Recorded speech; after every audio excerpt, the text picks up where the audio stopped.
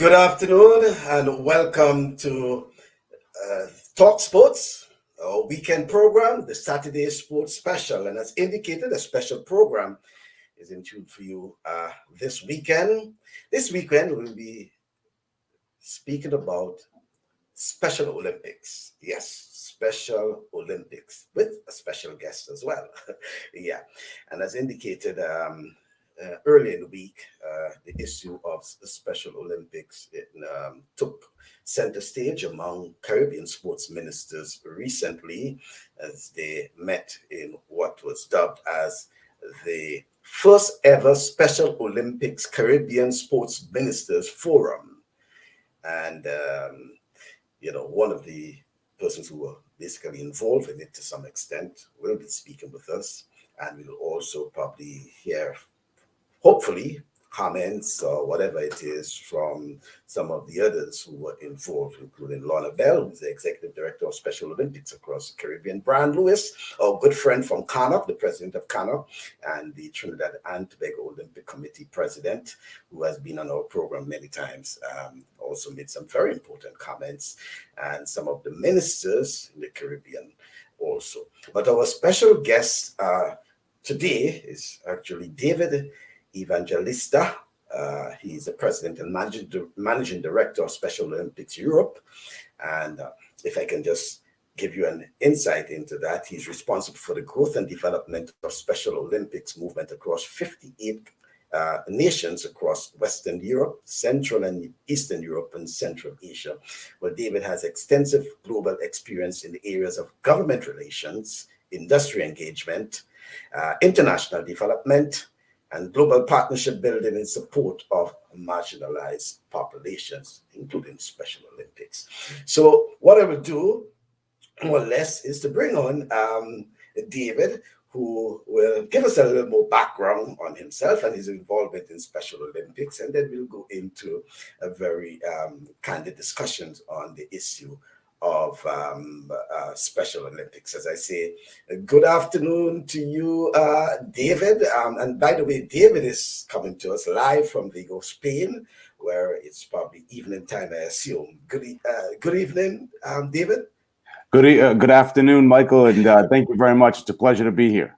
Right. Thank you very much. And as indicated, I'm giving you the opportunity to give us a little more background of David himself and your involvement in Special Olympics. Well, thank you, Michael. The Special Olympics is a movement that's founded upon some very strong ideals. Special Olympics is a movement founded on faith. It's founded on opportunity, on giving your neighbor a chance. It's also founded on the risk of believing in the good in all of us, and having faith in the human spirit. And I think when you look around the world today, here we are, in October of 2021, we're now almost 2 years into a global pandemic, and all that has ensued since then. I think when you look at the ideals that very much define this movement, I think you'll find that they come at a very good time in human history. Okay, that's good to know. And a little more about David. David. Yeah, I mean, it's an interesting, when I look back, Michael, it's interesting. When I was a little boy, my father, Steve Evangelista, founded Special Olympics in my home state, my home state in the United States of Rhode Island, and so I grew up. As a little boy, watching people with intellectual disabilities, oftentimes all around, and as a child, it didn't. At times, I noticed people would look at us interestingly. I'll say, as life went on, I like a very average American youth. I went to junior high school, went to high school. I had the fortune of going on to university, and I studied at American University School of International Service in Washington, D.C. And it was really there that I was able to connect, what my family had created, years before, and what perhaps I was to create in the form of a career moving forward. And in many ways, I owe it to a professor of mine at American University whose name was Albert Mott, where he, in my senior year of university, he challenged me to write a thesis on the study of eugenics, and I wasn't quite sure what it was then when he asked me. I guess that was perhaps part of the reasoning that he asked me. And what I ended up finding was that the study of eugenics served as kind of the platform upon which so much of the disability rights movement, including the leadership and pioneering effort of Eunice Kennedy Shriver, who's the founder of Special Olympics, they were working against that study. They were working against the idea that you can better but that somehow there's a chance to better the human.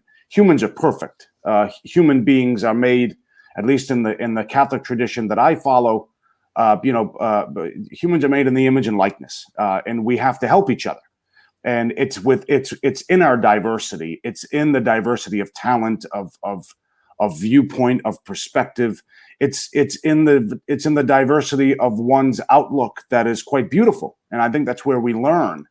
And so I conducted this study and learned that Special Olympics was actually a tremendous global response to righting the wrongs for a global population still at the time, and regrettably still today often, very much invisible, voiceless.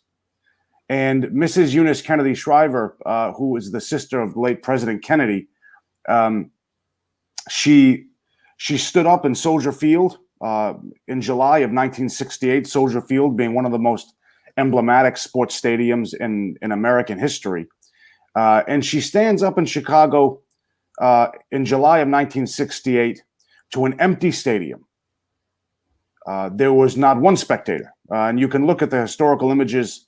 Anyone can go on Google and look at the historical images, and they'll see no one in the stands in Chicago in July 1968. And yet there she was with 1,000 athletes with intellectual disabilities on the field, taking their place, a place that often the world would not allow them.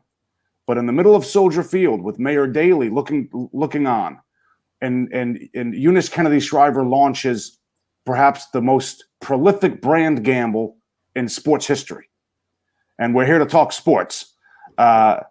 Eunice Shriver gave to a population, as I said earlier, virtually invisible, deemed socially to be of no value, voiceless, thought to be talentless. And she gives them the most heralded and coveted of sports titles in the world, Olympic. And she believed then, as we firmly, feverishly believe now, that through the power and through the transformative power of sport, this population can not only help us understand the incredible contributions they can bring to their neighborhoods, to their communities, to their nations, but more importantly, Michael, what they help us to do in a way that is quite remarkable is they give us a chance to see the better part of ourselves. They give us a window into our own souls, into the places where only they can guide us. And so in the end, what Mrs. Eunice Kennedy Shriver started in 1968 is something that I'm very, very proud to be a very small part of, but to ensure that the world can understand that when we reach out and support the lives of our neighbors and those in need, so to speak, or those that have been kept on the margins for much too long, when we guide those people to the center of the discussion, when we guide them to the center, dare I say, of attention, in many ways, they're guiding us to our better selves into a better place where all of us can be one, unified. That's in the world of Special Olympics. We want to play unified so we can all live unified. So that's a little bit about David Evangelista. Yeah, it's quite a bit, David. Well, let me say good afternoon to our good friend Lorna Bell in Jamaica. She says, "Thank you, David, a great human being."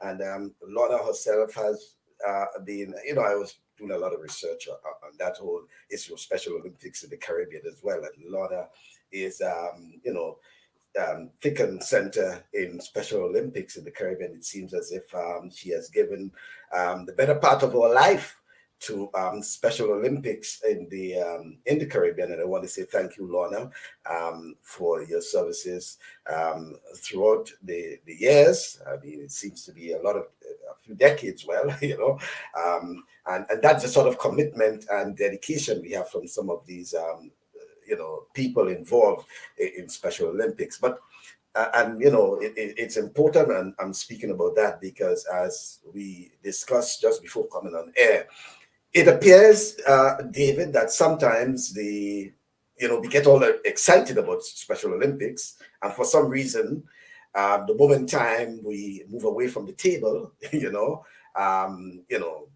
we turn our backs on the whole issue of Special Olympics. And I mean, that's why it's called Special Olympics, and the word special being there for a reason. Okay, how important you see it as, and you can give the example of probably Europe, because you're president of Special Olympics Europe, and certainly it may fit into the Caribbean as well, but how important you see Special Olympics, and not just Special Olympics, but activities for what you deem as the marginalized population, to be involved, to be part of the process, to be part of development. Sometimes we sidestep those issues, but how important you see it is. Well, I think, Michael, thank you. And I should give, before I answer your question, a big shout out to Brian Lewis. I know you had mentioned him at the beginning of the program. Brian Lewis, not only president of CONOC, but also heading up TTOC. Brian has been not only for Special Olympics, but for the world of sport across the Caribbean and across the world. He's been a tremendous leader. He speaks truth, and he also speaks unabashedly to the need to empower people through sport. That sport offers something to people that other sectors simply do not. Also, a huge thanks to Mrs. Lorna Bell, who you mentioned. Lorna Bell is not only a dear friend, but has been a mentor of mine for, as you said, decades. She has pledged her life to supporting people on the margins, not only people with special needs, but people all across her home country of Jamaica, Caribbean, and the world. The Caribbean, Special Olympics Caribbean, and our movement is very fortunate to have her on our team, in our corner, so to speak. I think that when you look at the world as it stands now, but also as it's been, engaging marginalized populations it's not only important, it's urgent. For too long, supporting people with intellectual disabilities, supporting marginalized groups, it was often seen as nice. Many times you'd see corporate social responsibility platforms of companies, framed with this kind of nice gesture of supporting people who really just, the societal thinking just kind of works against. And important, yes, but I also feel a deep sense of urgency. And here's why. When you bring people from the sidelines onto the field of play, the field of life, again, what you're doing is creating a sense of unity and a sense of connectivity that is not only infectious, but it brings with it it's a continuum that begets more unity. The more unified we can play and we can live, the more that creates a unified sense and an inclusive mindset in everyone else. And the reason why sport, we believe, and I'll use the words of Mrs. Eunice Kennedy Shriver. She gave a very prolific interview years ago, and I won't mistake the channel where it was, but She said, and this is what I mean in terms of getting us to see that we might not have it right, and that they can help us get it right. She said people with intellectual disabilities may not be as fast in mathematics in the classroom, but they're much faster in the 200 meter. They may not be able to memorize as quickly history lessons, though we can see that that's not the case per se, but they can beat you they can beat you in cross country skiing. Sports is an equalizer, especially grassroots sport. And Special Olympics prides itself not only on having athletes of ours. You may have seen as a sports journalist, Chris Nichis from Special Olympics Florida. It's the first ever person with Down syndrome to complete an Ironman, and just 3 days ago completed the Boston Marathon. And he'll be competing in, I think, the New York City Marathon next month. But what she was really trying to say was, we as a global community cannot be so narrow-minded. We must be able to see and explore the diverse array of talents and abilities that come through the power of grassroots sport. And grassroots sport is unique because grassroots sport, of course, it's organized, and of course, it has all of the trademarks of sport. But it's something that can go viral. For instance, did you know, Michael, that the movement of Special Olympics has roughly 150,000 competitions a year across 190 countries? I mean, that's a statistic I love to share because, it's, as a sports journalist, consider 150,000 individual competitions, from Special Olympics Jamaica to Special Olympics Barbados to Special Olympics Spain to Special Olympics Special Olympics Texas, where you are. Even Special Olympics Austin has their local competitions. And so it creates a sense of community. It provides visibility for a population that really deserves it, that needs it. And what it does is it often gives us a chance to rally around that platform and begin to spread the word that, hey, this life of ours, this world of ours, can look very different if we choose to live it and see it through the eyes of Special Olympic athletes. And so that's why I think beyond the power of sport, the sense of community, the sense of belonging that they give us is quite a remarkable part of human history. Interesting enough, and and that's why earlier this month, as indicated that a special Olympics Caribbean Sports Ministers Forum that basically brought together not just the sports ministers, but as indicated, the Special Olympics leaders. They were, I understood, media, sports celebrities, blah, blah, blah, basically coming together for the first time to discuss the whole issue of Special Olympics across the Caribbean. This is something I want us now to zero in on. It was great, Michael. I mean, it was great. And, so we were, we because we're in COVID times, we put together a virtual forum.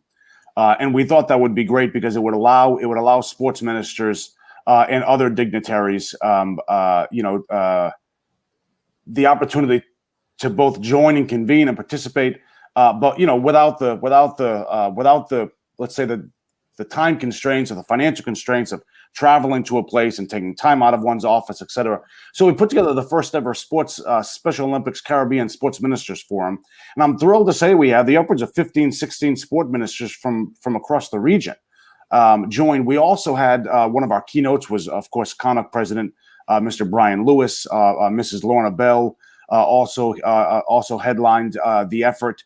We had not only a dear friend, but a tremendous part of our movement, athlete, leader, and pioneer in many ways, Mr. Kester Edwards, who's from Tobago, giving his account of how Special Olympics in many ways not only changed his life, but really saved it.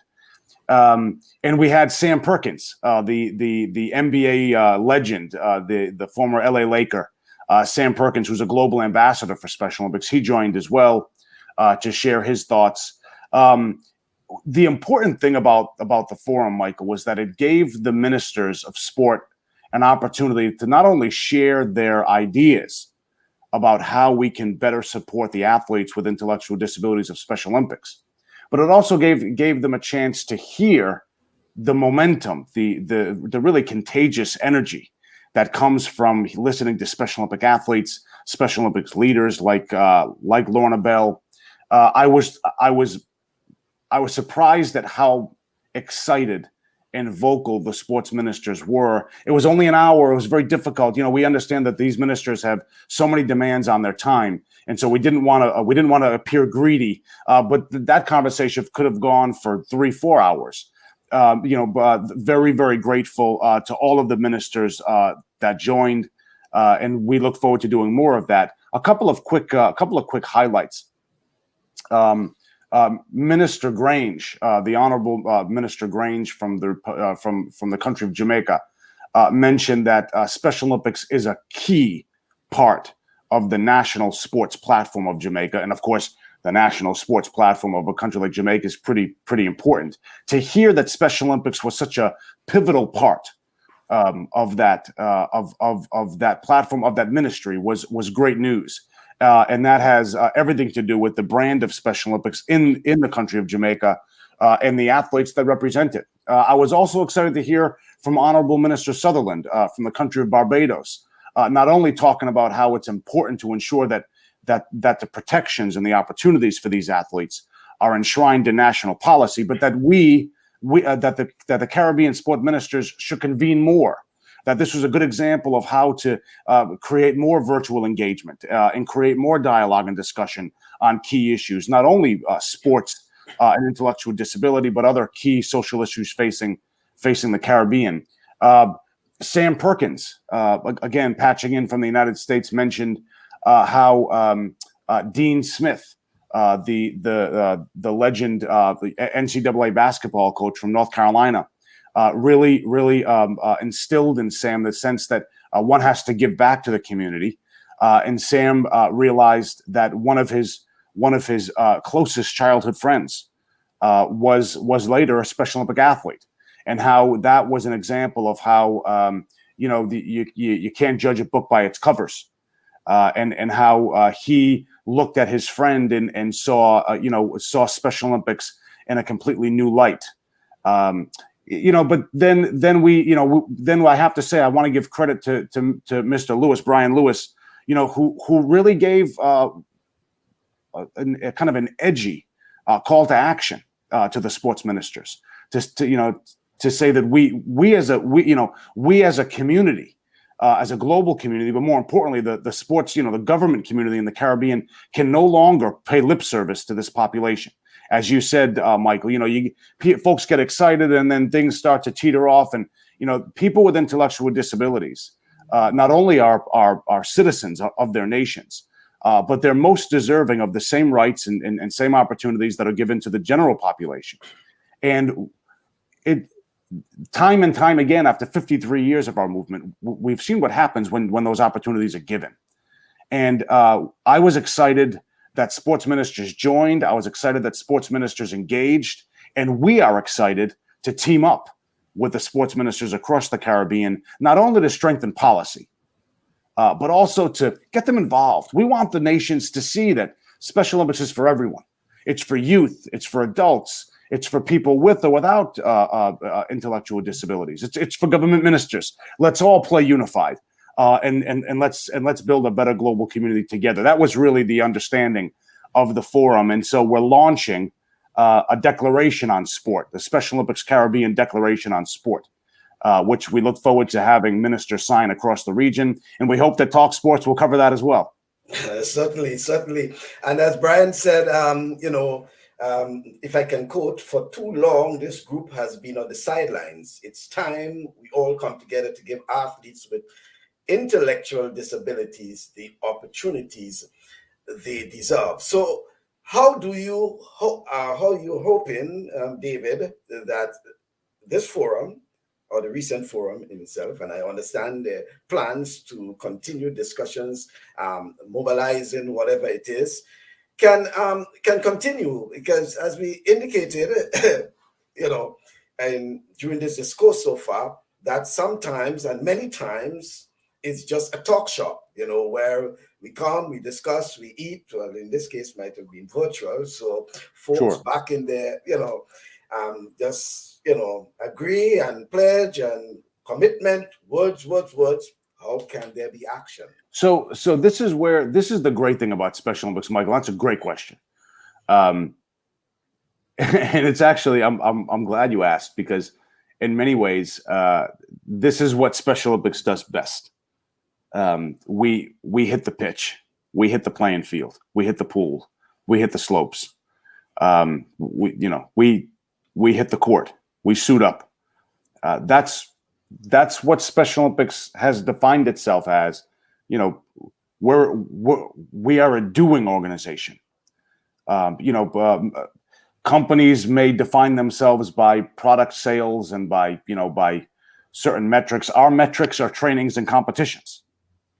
And so the Special Olympic athletes are offering ministers of sport and their national sports communities a very direct way to provide them support. Help us train more in better facilities. Help us train better coaches. Help us engage more of the communities. Help us participate in more schools and inclusive sports. Help us go to school. Help us see a doctor. Ensure that doctors across the country will see me, despite the fact that I have a different ability that may or may not have shown up, in their medical training. Give me a chance. The way we do that is on the playing field during trainings and competitions, and so this is the business of sport ministers across youth and sports across the Caribbean, and so we're very confident through the likes of those that have been doing quite a bit and those that have pledged that they want to do more. We will offer the opportunities, and I'm confident that the ministers will follow suit. Here's why.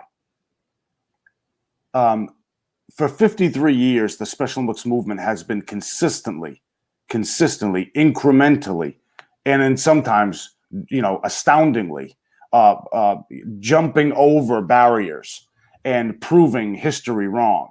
If you can imagine, Michael, there are 6 million participating athletes of Special Olympics across the world. 6 million. When people come in contact with Special Olympic athletes, and in general, people with intellectual disabilities, something magical happens. If you've been in touch with them, you know what I'm saying. Brian has been in touch with them, and he said on the call, I always have time to go to my local Special Olympics events. I always have time because he makes that time, because something happens when you come in contact with people who are teaching you lessons far beyond a classroom. They're teaching you lessons that are very, very valuable for how you see the world and how you interact with that world. So we want ministers to open up more facilities. We want ministers to offer up more stadiums. We want ministers to speak with their local and national governments and get more media involved. I'm thrilled to say that there were a number of journalists on the line during the sports forum, and we know that will grow and that will continue. So just as the athletes of Special Olympics ask their ministers for support and solidarity, I'm confident and hopeful that the ministers will see the great value of supporting this group in sport, and as Minister Grange said, as part of strengthening our national sports platform. I really appreciate you asking, because for us it was a first one. Minister Sutherland said he wants to do more of these, which was great news. And what we really hope is that the ministers will not only support, but that they will actually suit up and join our athletes on the pitch. Let the nation see that even up to the minister of sport, even prime ministers and presidents, may they join the excitement that comes in playing unified. Yeah, I will love to see that as well. Some comments here. Rudy and Sylvan in Toronto, Canada is saying thank you for that info. as I have coached Special Olympics athlete, and he Excellent. wants to know what new events are coming to Special Olympics. And one other comment here: great and plenty hopes. Special Olympics G. I wonder if it's Ghana. You probably may know from G. Look at an African might be Guadeloupe as well. Not sure. Okay, yeah. So what G is saying for Special Olympics, and Great. let's say Lorna is saying thanks to the Caribbean sports ministers as well as other key leaders and stakeholders from the region who took the time to make the first Caribbean sports ministers forum a success, and hoping, Lorna, that you'll be able to keep the pressure, and to I'm not losing hope, because based on Lorna's long career involvement in Special Olympics, I think she knows exactly what to do, and probably is a game changer in getting the ministers to be part of this forum. So I think, Lorna, your work has been cut out, and I know you just need to get your team around and keep pushing, and even those who were not part of the process this time around, they have to be part of it, when you push again. Oh, and she's saying, no, it's actually from Guadeloupe. You're correct. Well, look at that. I'm going to say I'm not so bad. I want to give a shout out to Special Olympics Guadeloupe and all of the Special Olympics programs around the Caribbean. But these are, Michael, these are programs that, as you said, especially in the Caribbean, they don't always get. These are national organizations that they don't always get the visibility and the prominence that I think their effort deserves, and that I think their value proposition deserves. Guadeloupe, Montserrat, so many others. I've had the opportunity. In fact, at the beginning of my career, one of my first experiences in the Caribbean was in St. Kitts Nevis, and I'll never forget visiting some of our athletes outside of Basse-Terre. A woman by the name of Clarice Cotton from Basse-Terre. I hope she's listening. She revolutionized the way I see the world. She gave me an opportunity to connect with people who I still remember, who my wife and I still remember. There's a generous spirit that comes in the community of Special Olympics, from Jamaica to Cayman Islands to Belize to Haiti, to St. Martin. There are to Antigua Barbuda, Prime Minister Brown and Minister Matthews from Antigua Barbuda have been very supportive as well to our movement, and we look forward to doing a lot more with them and their contemporaries. But Michael, what's really interesting for me is officials that engage in Special Olympics sport. People often talk about how they have a generous spirit and they're very inclusive and generally speaking, they're quite nice. But that's a direct residual from the population we're serving. See, people with intellectual disabilities, that's not a title they give themselves. My nephew has Down syndrome. His name is Dylan Needham. He participates in Special Olympics Rhode Island. But he doesn't give himself that title. For him, he's Dylan. The world around them give them these titles of Down syndrome or intellectual disability. This is a population that is quite infectious in their simple yet profound ask. Will you play with me? Will you join me? And a lot of people over the years have been kind of nerve-wracked by that. And if you consider, Michael, at the very beginning of Special Olympics, again, think of the mid to late 60s in the United States. And Mrs. Shriver comes up with this idea of we're going to take people with different mental abilities, and we're going to give them the opportunity to play sport. It was revolutionary. And many people counted that out. That's why we call Mrs. Shriver a pioneer. In many ways, she was. She saw something that never was and asked, why not? Just like her brother, or her late brother Robert had said on the campaign trails when he said, I see things that have most people see things that are and ask why. I see things that have never been and ask why not. And that's really the athletes of Special Olympics call upon us. They invite us to envision a better world. And it's fun and healthy to create that better world in movement. Playing basketball, playing football, European football, or playing American football, or playing badminton, or downhill skiing, or swimming. That sense of movement, that sense of being in motion together, it has a lot of metaphorical value for how we can do that also in real life. We can work together. We can govern together. We can build families together. We can build communities together. Think of what's possible in this world if we were to follow the lessons through sport of this population. It's what has all of us so inspired. I think, and I hope I speak for so many who are listening in. Yeah, and as Lorna is saying, most of the program leaders are volunteers, and that is a very important aspect, especially in the Caribbean setting. And folks, I say a lot about Lorna. And because David is here, David spoke about himself. But if you get a chance, you can just look up Lorna Bell, Special Olympics Caribbean, and so much information. In fact, I think Usain Bolt Foundation supports, not just Special Olympics Jamaica, but Special Olympics Caribbean. Notice that he provided funds to Special Olympics Jamaica not too long ago, and it seems as if the foundation is part. I'll add to that. I'll add to that, Michael. A number of companies and foundations and agencies have been very, very supportive of Special Olympics across the Caribbean.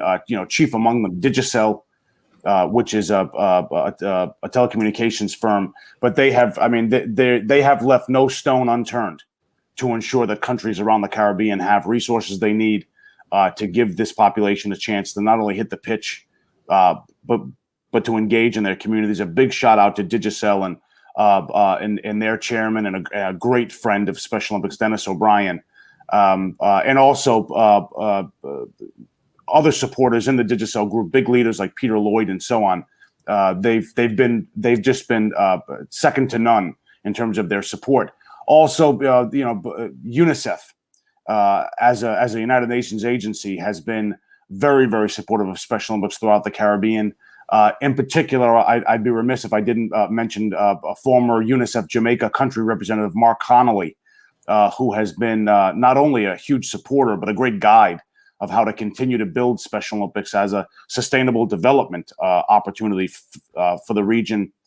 Lions Clubs International has been a tremendous supporter as well, the civic organization and their foundation, providing not only great financial support, but really coming out and supporting the events.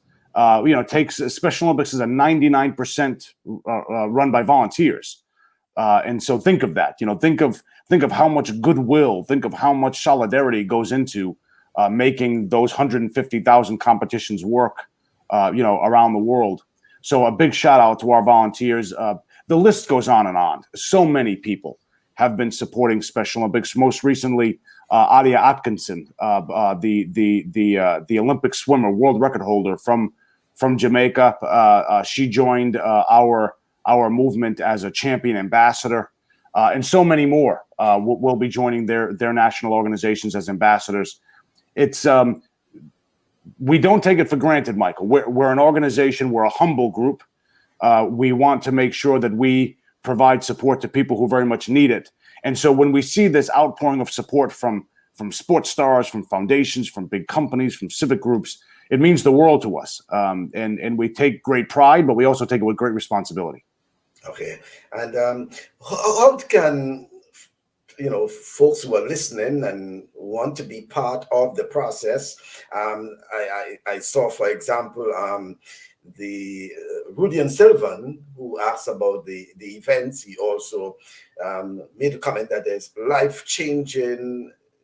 is life-changing in being part of special needs and Special Olympics, as he indicated. He also coached, Special Olympic athlete. But for those in the Caribbean in particular who want to be involved, one as a volunteer, or some parent who may have kids with special needs, and may want to be part of, get them involved? How can they get them, involved? So that's a great question.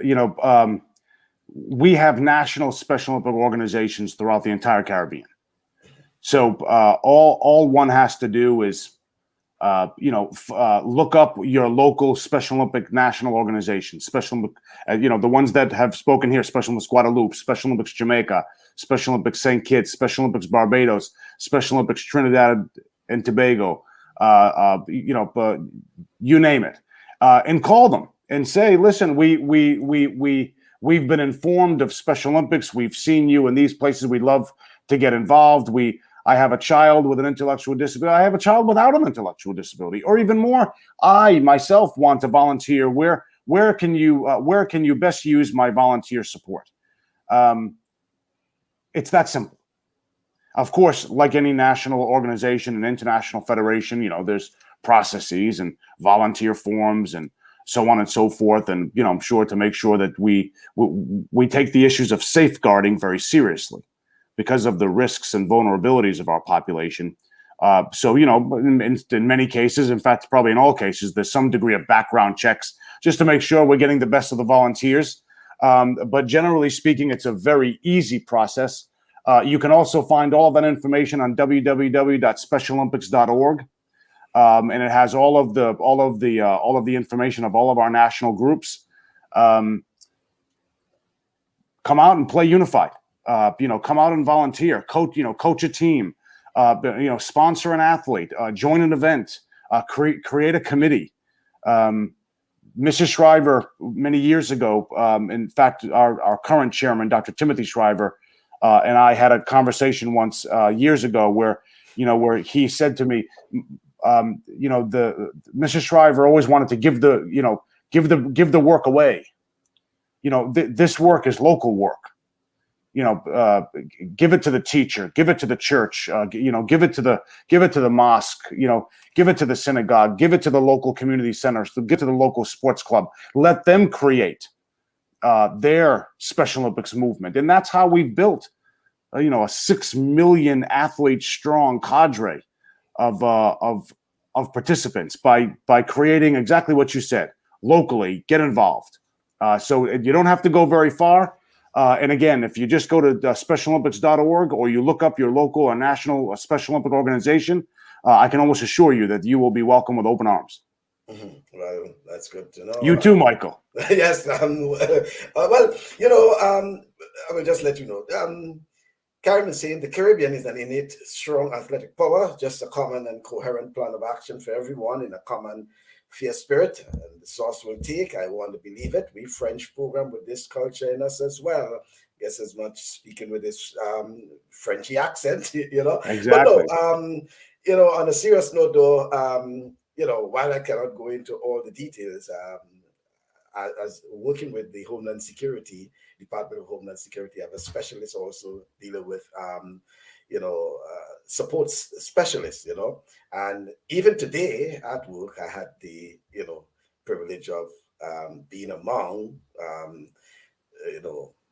couple of folks who with Down syndrome, and it's all about interacting with them and things like that. So I pretty much have an idea of the interaction and the involvement and being among them and and things like that. So, but yes, at another level, sports is not a problem. I'm always willing to take the challenge, and and that's why I got so interested in that and started to read so much about Special Olympics. And at one point in time, David and probably Lorna, I must admit that I got so overwhelmed with the information on specialolympics.org. I thought there were more information on specialolympics.org than on the International Olympic Committee. So much information, about Special Olympics, whether it's Africa, North America, Europe, the Caribbean as well, And that's why I was suggesting that, on the scroll, that folks can just go in and type in Special Olympics. Certainly, you will get a lot of information on what's happening, on specialolympic.org, for example. Right at the bottom of the page, you can go into the various regions, whether it's Latin America, and, in different languages as well, lots of information on how you can be part of the process. The other thing about that is it has to do, David, with the Special Olympics and Special Olympic Games. So many activities, and I know one of the persons on the forum asked about the events. Sure. So many events for involvement and engagement of persons with special needs. It's exciting. It's exciting. So we, from the global perspective, again, we have 150,000 events worldwide every year. So clearly not enough time to go through all of those. But some of the more prolific events, the more visible events, we have our 2000 and COVID's been very disruptive, as as we've seen on the airwaves, as Brian Lewis could probably speak to even more. It's been very disruptive in terms of us conducting our global and regional events, and it's been very disruptive to all of our volunteers, many of whom you've heard, on this show, conducting their national events. But I'm very happy to say that in January of 2023, we will be celebrating our World Winter Games in Kazan, Russia, where the Russian Federation has asked us. Not only they bidded for this big games, but also a massive national effort to create a stronger, more visible, more impactful Special Olympic program. We also have the 2023 Special Olympics World Summer Games coming up in June of that year in Berlin, Germany. Special Olympics Germany being one of our strongest national organizations worldwide. It's remarkable what will take place in a city, like Berlin, inclusive, historic. But also we have a number of events coming up also in the Caribbean. One of which is our Unified Beach Games, where Kester Edwards, the gentleman I mentioned earlier, who participated in our Sports Ministers Forum, he created this new concept called Beach Games. Where Special Olympics implements all of its sports, but on the beach: open water swimming, beach volleyball, beach football, bocce, powerlifting, all on the beach. And so we are conducting in the country of Curacao our unified beach games, and youth and adults with and without intellectual disabilities will all come together to participate in that event.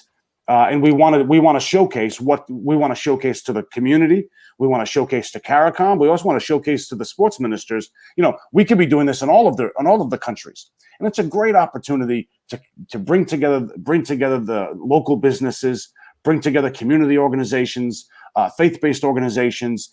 Special Olympics is really for everyone. So we have lots of events coming up. Again, I would strongly encourage folks, when you call your local or national special organizations, ask them, what's on the calendar? What can I get involved in? There's always something: family events, youth forums, youth leadership forums, early childhood development opportunities where young children with and without intellectual disabilities come together, families support one another. There's just so much. It's a great platform and so much to offer. Well, as Lorna says, it's really a movement in truth. And, as you indicated with some of the activities there, including the Kazan 2022, Unified Cup also next year, God's willing. That's right. And USA Games in 2022. And how could I forget? I must be abroad too long. There's so many events across the spectrum. So just next year, in Detroit, Michigan, Special Olympics will implement its version of the World Cup called the Unified Cup. We'll be welcoming inclusive football teams, European football, inclusive football teams from around the world to participate in our Unified World Cup. and Detroit, Michigan will play host to that event. It's for any football lovers. It's where you got to be. I mean, the energy is just electric, and we're really excited about bringing this event and bringing our movement to a state like Michigan that has been very, very supportive of our movement for many years. In addition, and a much larger event, Special Olympics will be conducting its 2022 USA National Games in Orlando, Florida. The Disney Corporation has been just outstanding in their support of our movement. They've welcomed us to Orlando, the entire city, the entire state. I want to give a special shout out to the local organizing committee, my friends Joe, Amy, and Cheryl, and CEO of Special Olympics Florida, Cheryl Willock, as well, who has been really creating a strong positioning so that the games will be a great success, of course, but that the legacy will be even more successful, that more and more people will see the benefit of this movement in their community, in their neighborhoods. So Detroit and Orlando are two hot spots next year. I say that because there's probably a very good chance that Caribbean programs will have qualifying athletes going to Detroit. The USA National Games in Orlando, for the first time ever, have given a quota to Special Olympic Caribbean programs. In fact, I think perhaps the entire region will have small quotas coming to the games in Orlando, which is a great gesture of solidarity. And Michael, isn't that some of the best of what sport offers? Sport offers you a chance to engage in something that is by and large nonpartisan. You offer great solidarity. It's fun. It's healthy. And it's infectious. I mean, here I'm in Europe. I'm in Vigo, Spain. All one has to do is see, all you have to do is hear, that there's some game in La Liga on, and just listen. And the neighborhoods just light up, at the local cafes, and only sport can do that. And so Special Olympics is so lucky that we have a volunteer team around the world that not only sees that, but gives us that chance. Yeah. And there are two other activities I will want you to talk about. One has to do with the law enforcement torch run and a very special Christmas. Well, gosh, you talk about giving me with 7 minutes remaining. You certainly gave me two bombs there.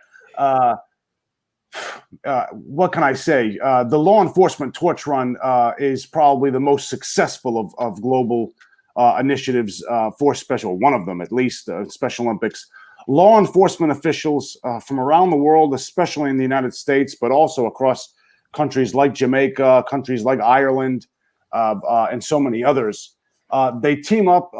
I was part of a local law enforcement torch run in Athens, Greece, in fact, where they come together and they fundraise and they literally run the torch throughout cities and towns and countries all around the world. And they bring the flame of hope to neighborhoods and communities as law enforcement officers. And it's a way for them to show their communities and their nations that, law enforcement officials are people. Law enforcement officials have hearts. They want to support people in the community who want to be empowered and give it their best. So a big shout out to what we know as LETR, Law Enforcement Torch Run. My colleague, Sherry DeQuattro, a colleague of mine at Special Olympics International, has done a remarkable job in building that more and more and more. Not to mention, Michael, these law enforcement officers, they have been so effective in raising significant funds to empower athletes in countries around the world. So a big shout out to our law enforcement officers who team up with our athletes. A very special Christmas is, I think, in many ways, Michael, it's like a Harvard Business Review case study of how to merge compassion with innovation. Bobby Shriver, the brother of our chairman, Timothy Shriver, convened a number of artists across his network and across the world to offer renditions of old Christmas songs.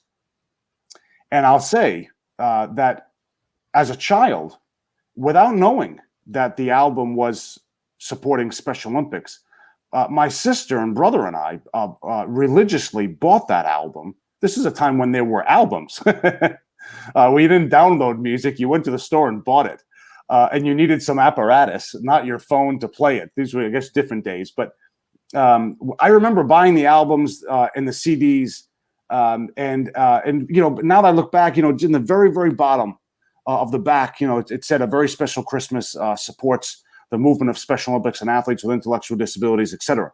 And the goal on that was to be discreet, but to create a buzz around something unique. And back then, and even now, when new versions come out, everyone wants a piece of a very special Christmas. And that initiative, still today, you know, it still is creating massive, massive amounts of support, of visibility, of notoriety, of ambassadors, of celebrities that come out and say, "Oh, I was part of that initiative. You know, I sang on a very special Christmas." I mean, when I was a kid, it was Bon Jovi, it was Sheryl Crow, it was Run DMC.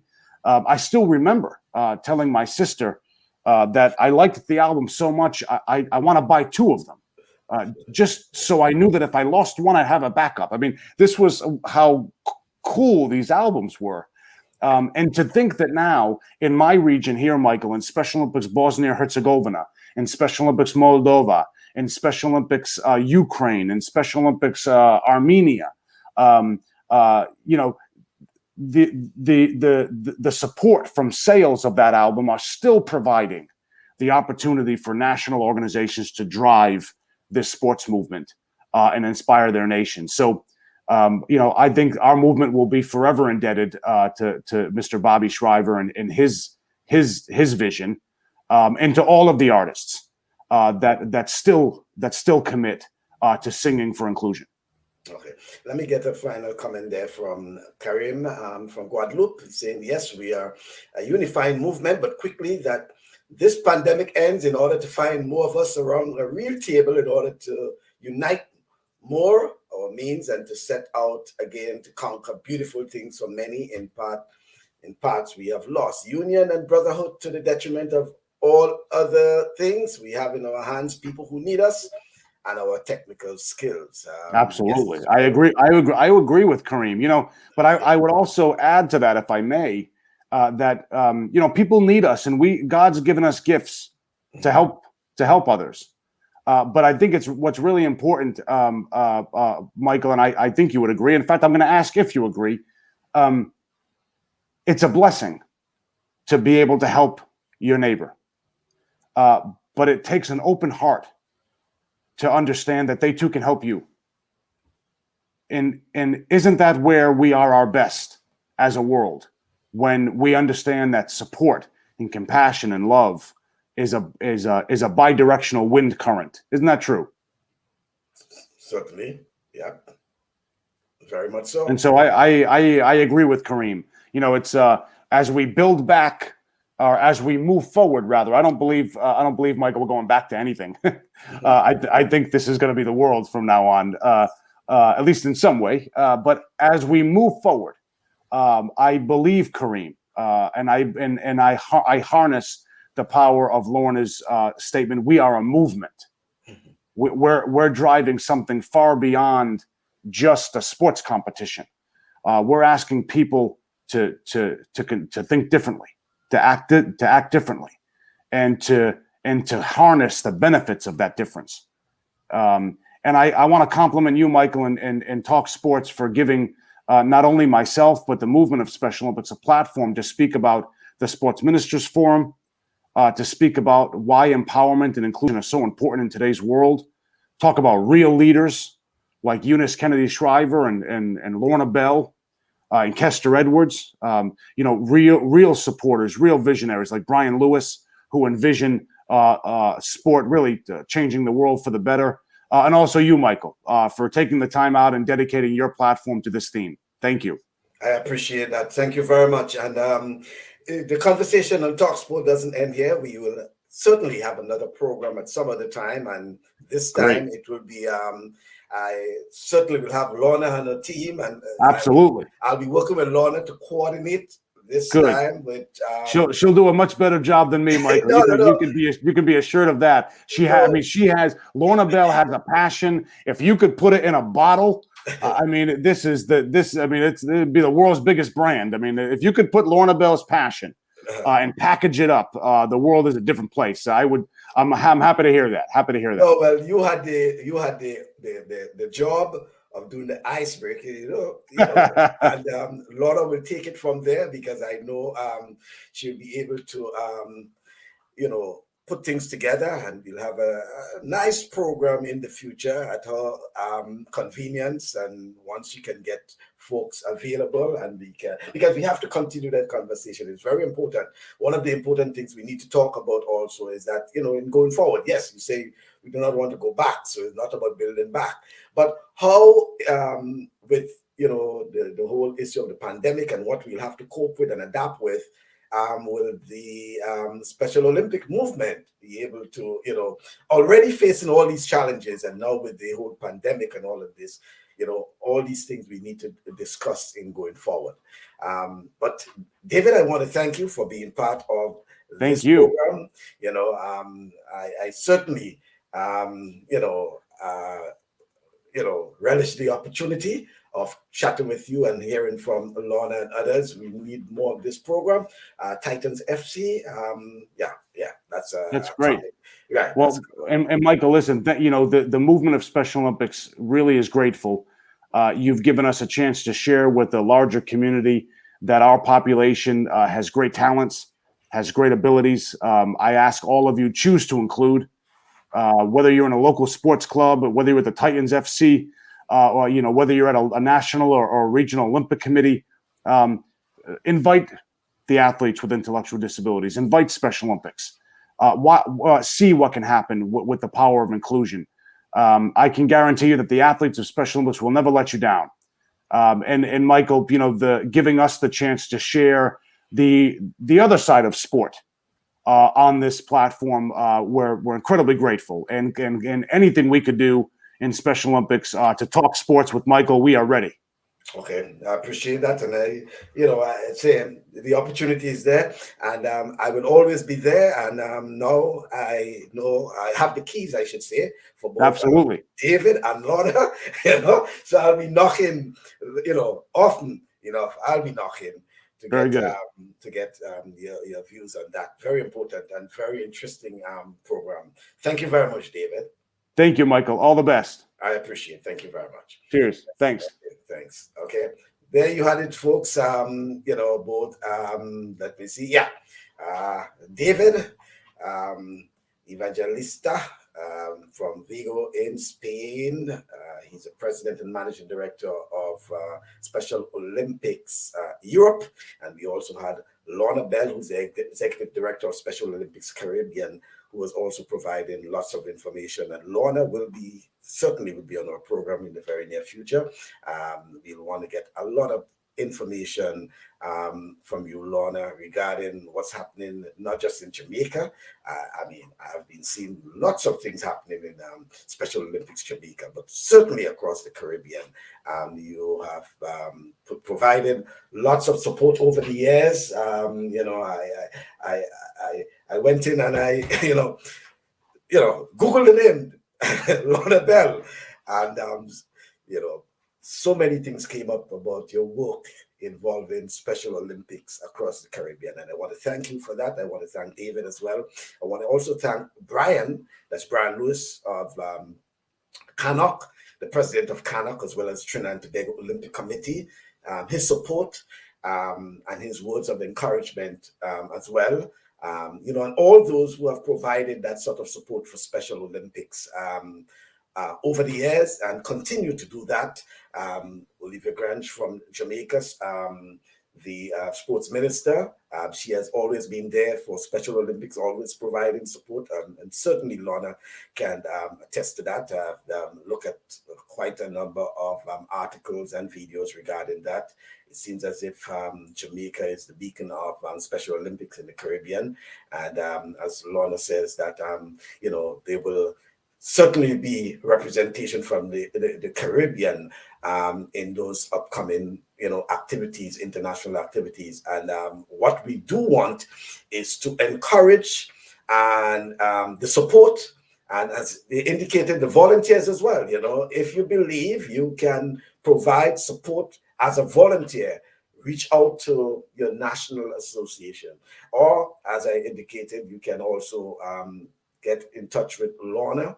Lorna is always available, and she will certainly guide you as to how you can provide support in your various regions. But certainly it's something you can consider. And if you know of anyone who may want to be involved as a participant, so a parent and with kids and adults as well, please, you can reach out as well to them through your national association one. If not, then you can reach out to the Special Olympics Caribbean. Certainly they will be willing to provide assistance and guidance in how you can support Special Olympics. Lots of activities. I'm so interested about the is it the Unified Cup, the one on the beach? This seems to be very interesting. And I certainly would like to see something like that. Yes, across the Caribbean, but I have to be biased now. I'd like to see that on Granans Beach in St. George's, Grenada. Certainly that. So let me get some comments coming in there before I close up. Says Joseph, says, thank you, David, from Special Olympics St. Vincent and the Grenadines. Wow, yes. And there's also, we in the Caribbean need to put things in place to move forward with Special Olympics. I agree with that. Certainly, we need to do that. As I indicated, whatever it is, whatever support you can give, whatever encouragement, and I say encouragement as well, because as we need to not just rely on Lorna's support and motivation, but you can also put pressure on your local ministries, your local authorities, the local officials, the local Olympic Committee, for example, ensuring that they provide support to our Special Olympians or Special Olympic athletes or activities, rather, that involve special athletes, Special Olympics. And when we say athletes, we do not necessarily refer to track and field. Football, whether it's netball, whether it's cricket, whatever sporting activity. Swimming is another one. I think you mentioned swimming. Yeah, all of that. Open water swimming, whatever it is like that. Basketball, sports for special with individuals with special needs. I like to say individuals with special needs. Okay. Thank you very much, folks, for being part of our weekend program. Very interesting discussion. And we hope to continue that discussion in the very near future. If not this month, certainly early in November, but I'm hoping to at least continue it in the month of November, in October, so we can have some level of continuity with the discussion, okay? And we'll go into quite a lot, having Lorna and having her, other members of the Special Olympics Caribbean involved. Now that David has set the stage, the broader sense, they can now zoom into the Caribbean and give us more in-depth, have a more in-depth discussion. Thank you once again for being part of the program. Don't forget to join me on Thursday for another program, Thursday evening, 8 p.m. Eastern Time, and then next Saturday again in the afternoon from 1 p.m. I'm Michael Bascom, thanking you for viewing and looking forward to your continued support for TalkSports. See you then. Please have a pleasant weekend.